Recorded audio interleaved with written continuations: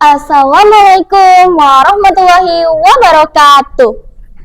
Pohon manggis di tepi rawa, daunnya rimbun meneduhkan hati.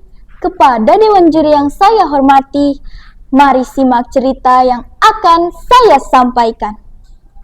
Perkenalkan, nama saya Mainanda Cahyani Salsabila.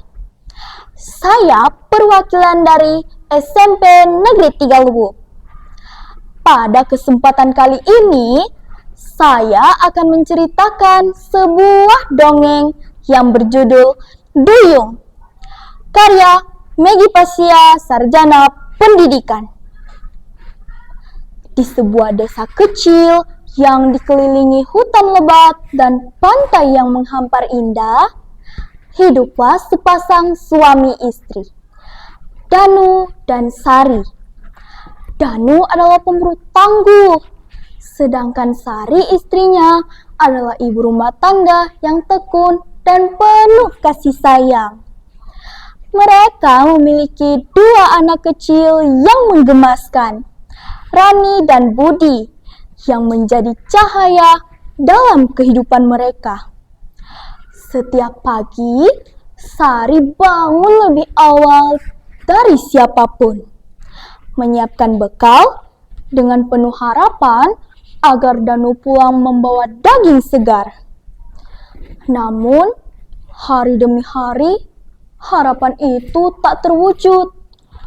Danu selalu pulang hanya membawa potik sarang lebah yang berisi madu. Mata Sari berkaca-kaca, berharap kali ini ada yang berbeda. Tetapi tiap kali, ia hanya menemukan kekecewaan yang semakin mendalam. Mengapa, Danu? Mengapa hanya potik lagi yang kau bawa?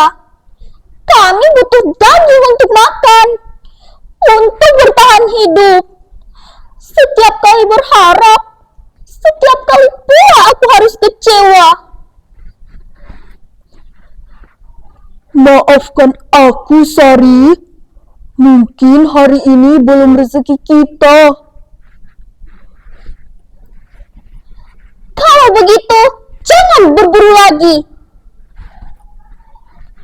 Keesokan paginya, Danu menyiapkan diri untuk berburu dengan penuh semangat. Ia memberi makan anjing-anjing peliharaannya. Wajahnya serius, namun penuh tekad. Makanlah yang kenyang.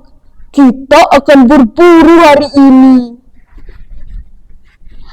Sepulangnya dari berburu, Danu kembali ke rumah dengan membawa kawako, tempat anyaman bambu dan rotan yang penuh dengan hasil buruan. Kali ini, senyum sumringah menghiasi wajahnya. Sari, Sari, Sari, bukakan pintu. Lihat, aku telah membawa hasil buruan. Sari membukakan pintu dan melihat Danu yang tampak bahagia. Perasaan ragu mulai muncul. Namun, ia membantu Danu memasukkan kawako ke dalam rumah. Cepat tutup semua lubang di rumah ini, Sari. Kita tak boleh memberi celah bagi binatang-binatang ini untuk kabur. Sambil bergegas ke kamar untuk berganti pakaian. Namun, rasa penasaran Sari tak tertahankan. Dengan hati-hati, ia membuka kawako itu. Seketika, nafasnya tertahan di tenggorokan. Di dalamnya bukannya daging yang terbungkus rapi, tetapi ular yang melingkar-lingkar, katak yang menggeletar, dan tikus-tikus yang berlarian.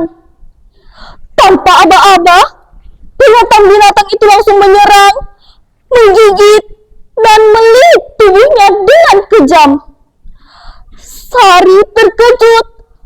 Tubuhnya diselimuti rasa ngeri. yang melilit tubuhnya terasa dingin dan mematikan.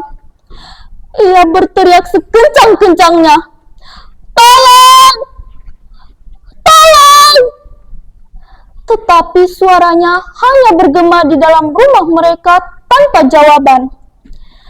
Beruntungnya, Kakak Sari mendengar jeritan panik itu. Tanpa pikir panjang, ia segera berlari ke rumah dan menendang pintu hingga terbuka lebar.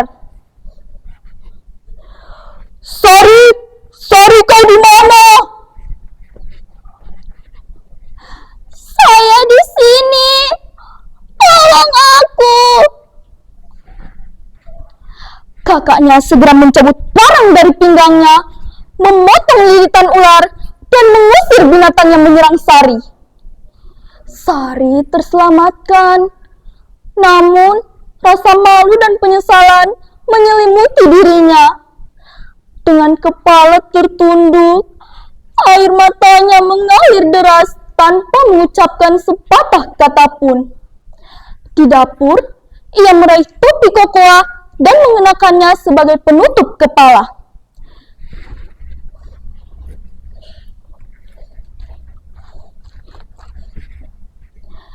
Anak-anaknya mencoba mengejarnya.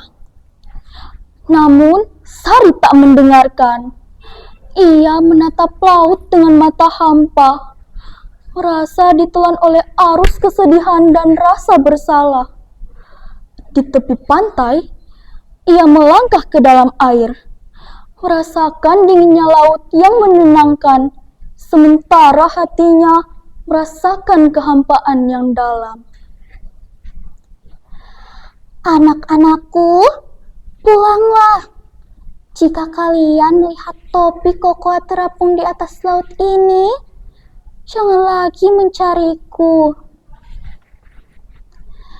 Berkali-kali ia kembali ke daratan, meraih Rani dan Budi dalam pelukan singkat, sebelum melangkah ke dalam laut. Tubuhnya perlahan berubah. Kulitnya menjadi bersisik, dan jari-jarinya melebur menjadi sirip. Dalam detik-detik terakhirnya, ia melihat anak-anaknya untuk terakhir kalinya, sebelum tenggelam ke dalam lautan selamanya, menjadi bagian dari kedalaman yang penuh misteri.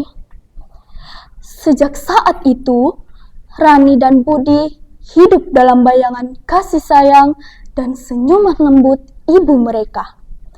Setiap kali mereka mendengar cerita tentang duyung atau putri duyung yang berenang di laut, mereka tahu itu adalah ibu mereka yang menanti di dasar laut, membawa pelajaran berharga untuk mereka berdua.